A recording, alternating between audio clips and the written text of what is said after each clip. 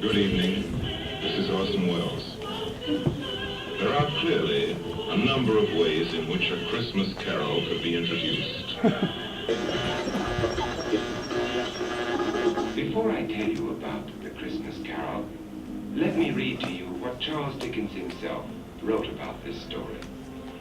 I have endeavored in this ghostly little story to raise the ghost of an idea which shall not put my readers out of humor with themselves, with each other, with the season, or with me. May it haunt their houses pleasantly. Charles Dickens.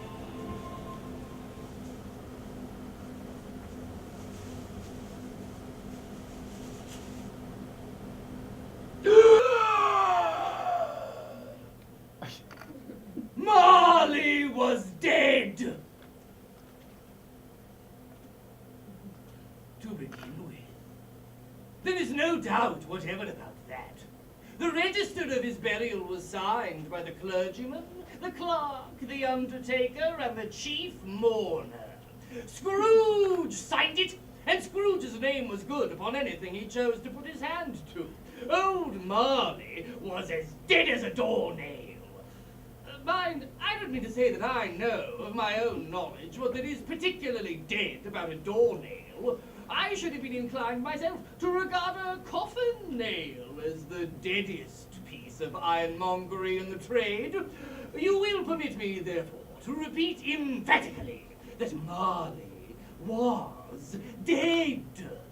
This must be distinctly understood, or nothing wonderful can come from the story I'm going to relate. Scrooge never painted out old Marley's name. There it stood, years afterwards, above the warehouse door. Scrooge and Marley. The firm was known as Scrooge and Marley.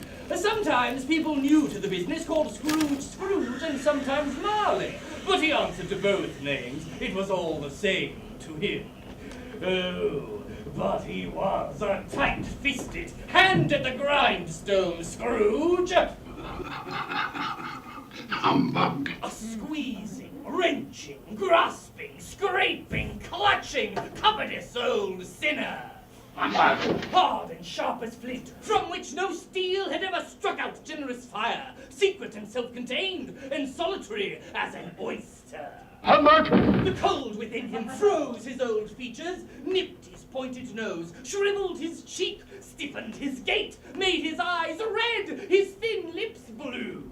Bah! Humbug! Nobody ever stopped him in the street to say with gladsome looks, "My dear Scrooge, how are you? When will you come to see me?" No beggars implored him to bestow a trifle. No children asked him what it was o'clock. No man or woman ever once in all his life inquired the way to such and such a place. Of Scrooge.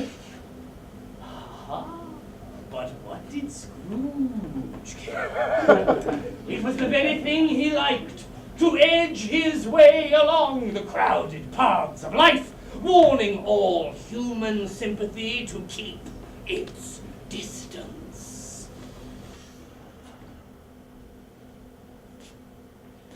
Once upon a time, of all the good days of the year, on Christmas Eve, old Scrooge sat busy in his counting house. It was cold, bleak, biting weather. The city clocks had only just gone 3, but it was quite dark already. The door of Scrooge's counting house was open, that he might keep his eye upon his clerk, who, in a dismal cell beyond a sort of tank, was copying letters. Scrooge had a very small fire, but the clerk's fire was so very much smaller that it looked like one coal. Wherefore the clerk put on his white comforter and tried to warm himself at the candle, at which effort, not being a man of strong imagination, he failed. Fire, damnation. Don't they know that I'm trying to run a business here? Uncle Ebenezer, I cannot tell you what a joy it is to see your happy, smiling face. It's you. A Merry Christmas, Uncle Ebenezer. God save you. God save me from Christmas. It's a lot of humbug.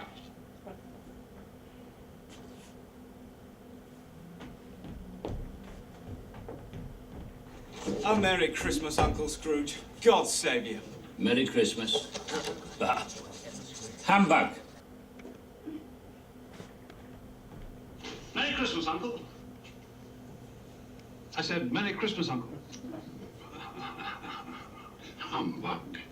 Merry Christmas. Keep Christmas in your own way and leave me to keep it in mine. A Merry Christmas, Uncle. God save you. Humbug. A Merry Christmas, Uncle. A Merry Christmas, Bob. Merry Christmas, Mr. Fred. God save you, Uncle. Humbug. Merry Christmas, Uncle. God save you. Christmas. Humbug.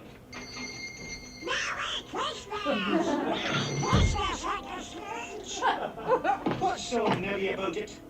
I'll tell you what Christmas is. It's just another work day, and any jackanapes who thinks else should be boiled in his own pudding. Merry Christmas, Uncle. Christmas? Humbug. Merry Christmas, Uncle. God save you. Humbug. Merry Christmas, Uncle. God save you. Bah. Humbug. Merry Christmas, Uncle. God save you. Ah, humbug. A Merry Christmas to you, Uncle. God save you. Humbug. A Merry Christmas, Uncle. Bah, humbug. A Merry Christmas to you, Uncle. And God save you. Bah, humbug. Christmas a humbug? You can't mean that, I'm sure. I do mean it, sir. Humbug I said, and humbug I mean. Merry Christmas. What right have you to be merry? You're poor enough. What right have you to be merry? You're poor enough. What reason have you got to be merry? You're poor enough. What right have you to be merry? What reason have you? You're poor enough. You're poor enough. You're poor enough. You're poor enough. You're poor.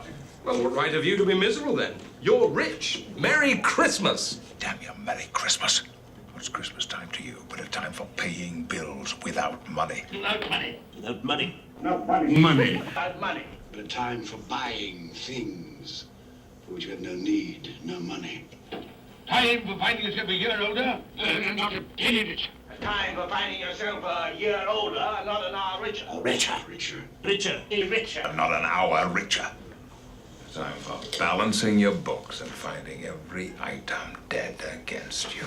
If I had my way. If I could work my will. If I could work my will, nephew. If I could work my will. If I could work my will. If I could work my will. If I had my way, sir. Every fool. Idiot. Every idiot. Every idiot. Idiot. Idiot. Idiot. Idiot that goes about with Merry Christmas on his lips. Uncle. Nephew, you keep Christmas your way. Let me keep it in mind. Keep it in mind. Nephew, you keep Christmas in your own way, and let me keep it in mine. Keep it, but you don't keep it. Let me leave it alone, then. Much good it may do you. Much good it has done you. Much good has it done you? Much good will it ever do you? Much good it has ever done you? Much good it does you, much good it'll ever do you. There are a great many things from which I might have derived good, from which I have not profited, I dare say. Christmas among the rest. But I've always thought of Christmas time when it comes round as a good time. Christmas is a good time. A good time. Kind, forgiving, pleasant. Kind, forgiving, charitable, pleasant. Kindly, forgiving, charitable. Loving, honest, and charitable. Kind, forgiving, charitable, pleasant. Kind, charitable, forgiving, pleasant. Kind, charitable. Charitable time. The only time when men open their shut-up hearts. Open their shut-up hearts. Open their shut hearts. Open their shut-up hearts. Open their hearts freely. A time when men and women seem by one consent to open their shut-up hearts freely to their fellow creatures.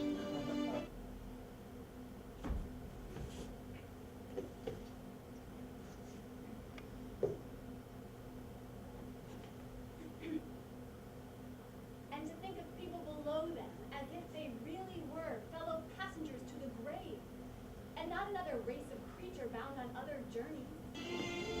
And so Uncle Bert has never put a scrap of gold or silver in my pockets. I believe that it has done me good and will do me good, and I say God bless it. And I say, God bless it. God bless it! God bless it. God bless it. God bless it. God bless it. God bless it. God bless it. God bless Christmas. Hurrah! Get it.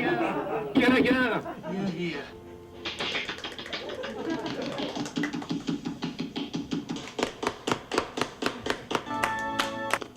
Sir, Merry Christmas. Let me hear another sound out of you, Cratchit, and you'll keep Christmas by losing your situation. Losing your situation. Losing. Let me hear another sound out of you, and you'll keep Christmas by losing your situation. Another word from you, Cratchit, and you will celebrate Christmas by losing your position. Yes, sir. Sorry, Mr. Scrooge. Quite a powerful speaker, sir. I wonder you don't go into politics. A powerful speaker. It's a wonder you don't go into Parliament. Parliament. Parliament? Oh, Uncle, don't be angry. Come and dine. Dine with us tomorrow. Tomorrow. No, thank you. Let's see you in here first. Why? Why so cold-hearted, Uncle? Why? Why did you get married? Marry against my wishes. Because I fell in love. Because I fell in love. Fell in love. Fell in love? Because you fell in love. In love. In love. Love. With a woman as penniless as yourself. She's a poor girl, Anston. So good evening. Good evening. Good evening. I want nothing from you. Nothing from you. Nothing from you. Nothing of you. Why can't we be friends? Good afternoon. Good afternoon. Good afternoon. I'm sorry with all my heart to find you so resolute. But I've made the trial in homage to Christmas, and therefore, Merry Christmas, Uncle! Good afternoon. Good afternoon. Yeah. Good afternoon. And a Happy New Year. Good afternoon. 3,500. Excellent, excellent. Only thing to be said for the season. People feel obligated to pay their debts. Oh, wouldn't old Jacob Marley have been proud? Why you twirl him when he's piling up? I love it. This lunatic, the clerk, in letting Scrooge's nephew out, had let 2 other people in. They were portly gentlemen, pleasant to behold, and now stood with their hats off in Scrooge's office. They had books and papers in their hands and bowed. Good evening, sir. Do we have the pleasure of addressing Mr. Scrooge or Mr. Marley? Marley's been dead these 7 years. Died 7 years ago, this very night. We have no doubt his liberality is well represented by his surviving partner. At this festive season of the year, Mr. Scrooge. 'Tis more than usually desirable. We should make some slight provisions for the poor and destitute. Hundreds of thousands are in want of common comfort, sir. Are there no prisoners? Oh, plenty of those, sir. And the union workhouses, are they still in operation? They are. I wish I could say they were not. Warlord and the treadmill are in full vigor then, eh? Oh, very busy, sir. I was afraid from what you said at first that something had occurred to stop them in their useful course. I'm very glad to hear it. Under the impression these places can scarcely furnish Christmas cheer for the mind and body of the multitude, a few of us have endeavored to form a fund for the poor, to buy them food and drink and means of warmth. What can I put you down for, sir? Nothing. You wish to be anonymous? I wish to be left alone, sir. Since you ask me what is my wish, that is my answer. I don't make merry myself at Christmas. I can't afford to make a lot of idle people merry. I help to support the institutions we've just mentioned. They cost enough. People are badly off, they'd better go there. Many can't go there. And some would rather die. If they would rather die, they'd better do it. Decrease the surplus population. It is enough for a man to understand his own business without interfering with other people's. Mine occupies me constantly.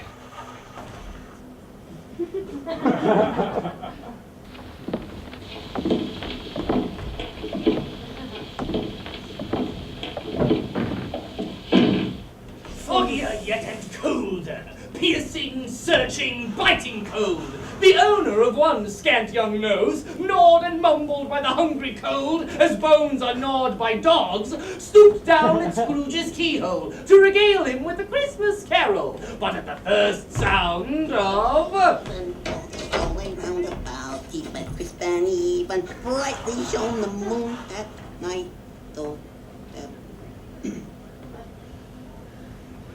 What do you want? Penny for this song, Governor?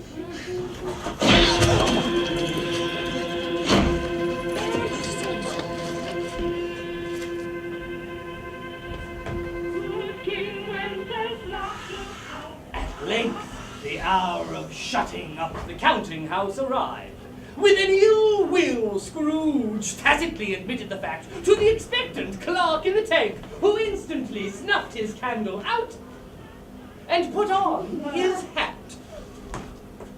Suppose you want all day off tomorrow, eh?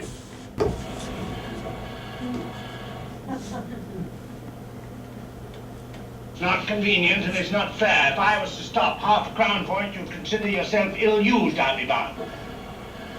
But you don't think me ill-used if I pay a day's wages for no work, do you? A fine excuse for picking a man's pocket every 25th of December. But however, I suppose you'll have to have the whole day. Be here all the earlier next morning. Oh, I will, sir. I will, sir, indeed. Good night, sir, and Merry Christmas. Merry Christmas!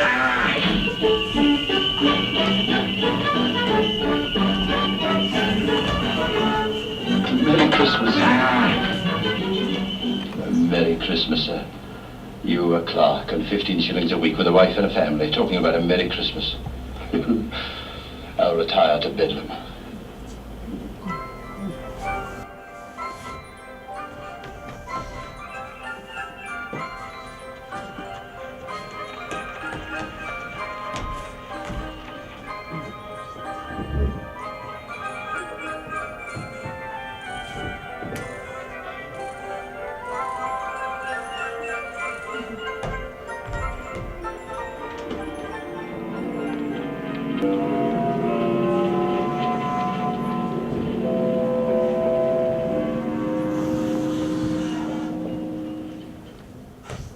Now, it is a fact that there was nothing at all particular about the knocker on the door, except that it was very large. It is also a fact that Scrooge had seen it night and morning during his whole residence in that place, and yet Scrooge, having his key in the lock of the door, saw in the knocker, without its undergoing any intermediate process of change, not a knocker, but Marley's face!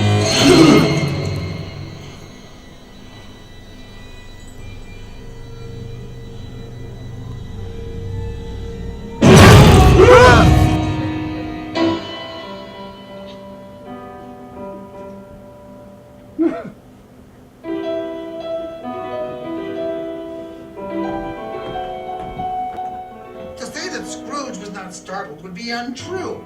Still, the moment had passed. The world was as it should be. Not in tongue.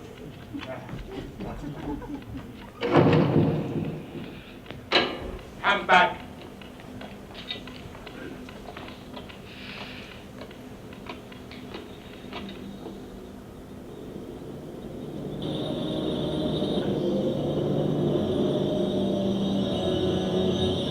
Merry Christmas, Governor. Merry Christmas.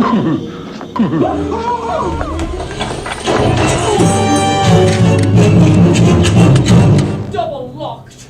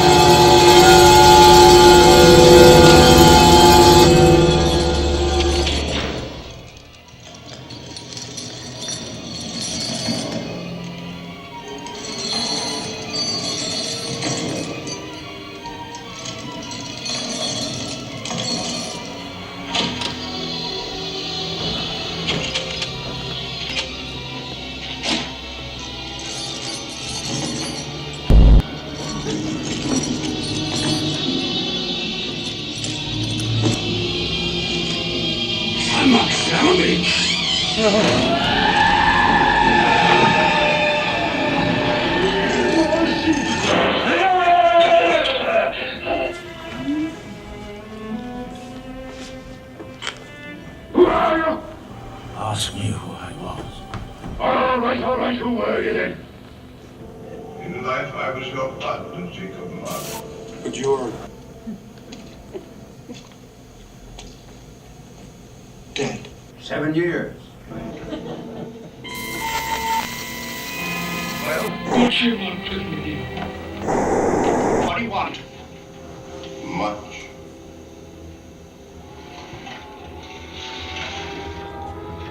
Can you sit down? Of course I can sit down. Do so then.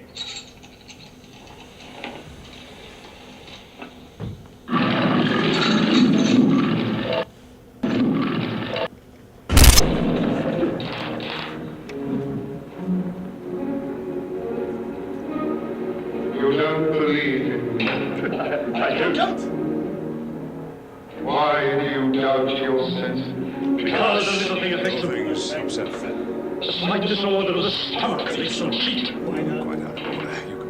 You might be an undigested bit of meat. A piece of cheese. A fragment of underdone potato.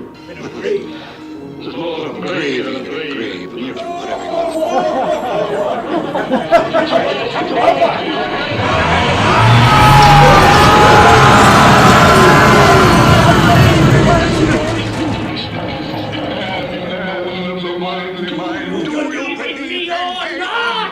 Yes, I do. I must. But why do you walk the earth? And why do you trouble me? It is required of every man The spirit within him should walk abroad among his fellow men and travel far and wide. If it goes not forth in life, it is condemned to do so after death. Now, if you don't change change your your ways, ways. you're going to wind up doomed. To wander through the world. This is what it cannot share. What might have shared and turned to happiness. And why do you wear that ponderous chain? Why do you fit? I wear the chain I forged in life. I may lead it, link by link, and yard by yard. And you do not know the weight and length of strong chain you bear yourself. It was full as heavy and as long as this. 7 Christmas Eves ago, when you have labored on it since. Yours is a ponderous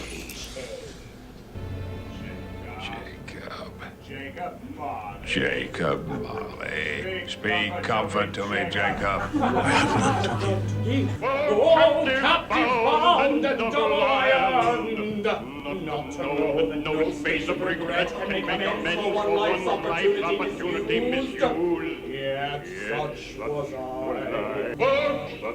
But it was only that you were a good man of business, Jacob.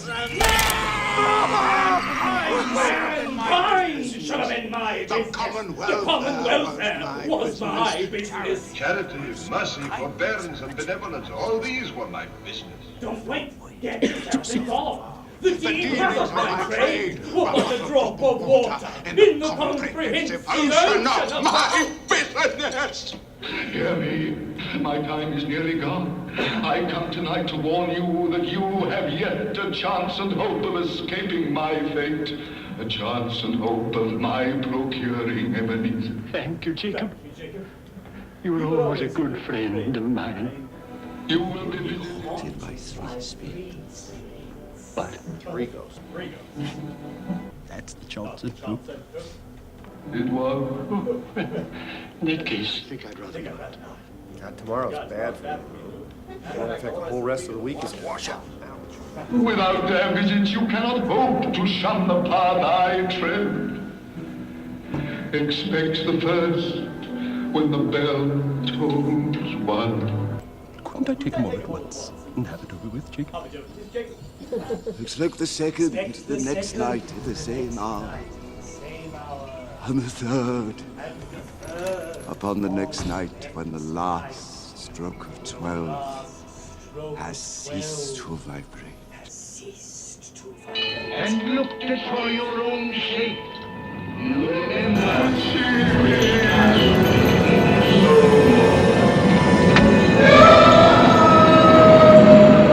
The air was filled with moaning anthem. That you may remember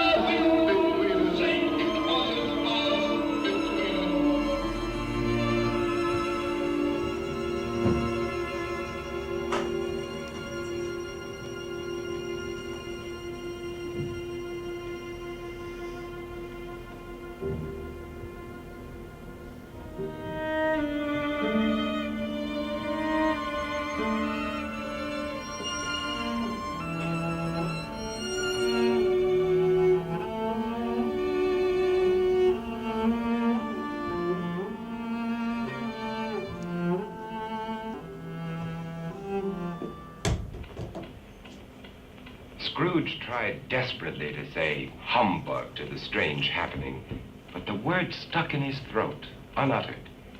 For it was highly probable it was not humbug. Being very much in need of repose from the experience he had undergone, or shall I say, fatigues of the day, he went straight to bed without undressing, and fell asleep in an instant.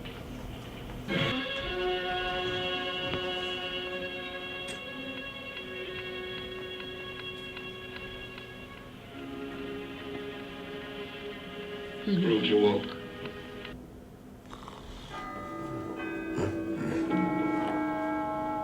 Quarter past. Half past. Quarter to it. The hour itself. Nothing's happened. He remembered on a sudden that the ghost had warned him of a visitation when the bell tolled 1. Expect the first ghost when the bell tolls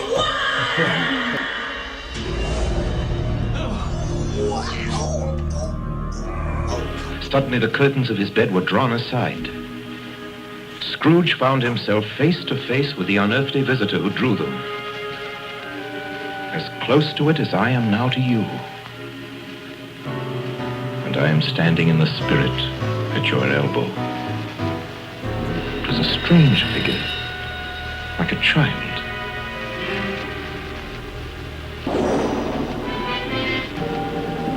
Yet not so like a child as like an old man. Diminished to a child's proportions. Its hair, which hung about its neck and down its back, was white as if with age, and yet the face had not a wrinkle in it, and the tenderest bloom was on the skin. I'm the ghost of Christmas past. The arms were very muscular, as if its grip were of uncommon strength. I'm a ghost.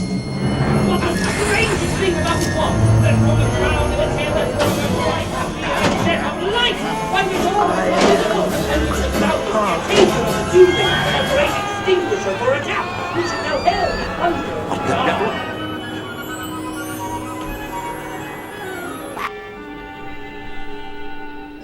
Are you the spirit whose coming was foretold to me? I am. Who are you? What are you? What? I am the spirit of Christmas past. Wrong? Past? No, your past. Spirit, put on your cap. Be covered. What? Would you so soon put out the light I give? Is it not enough that you are one of those whose passions made this cap and forced me to wear it low upon my brow? No intention of offending you, sir. Scrooge reverently disclaimed all intention to offend, or any knowledge of having willfully bonneted the spirit at any point of his life. He then made bold to inquire what business brought him there. Thank you. What's your business brings you here? Your welfare. Well, I'm much obliged, knight of unbroken rest. Is what I need, if you're so concerned. Your reclamation, then.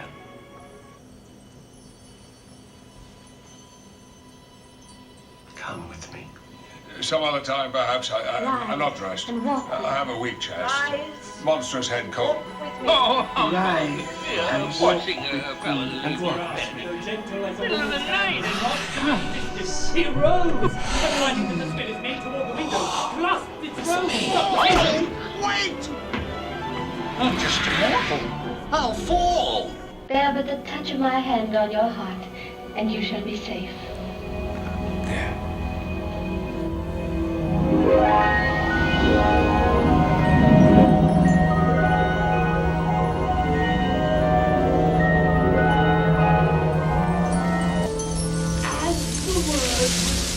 They passed through the wall and now stood upon an open country road with fields on either hand. The city had entirely vanished. Not a vestige of it was to be seen. It was a clear, cold winter day.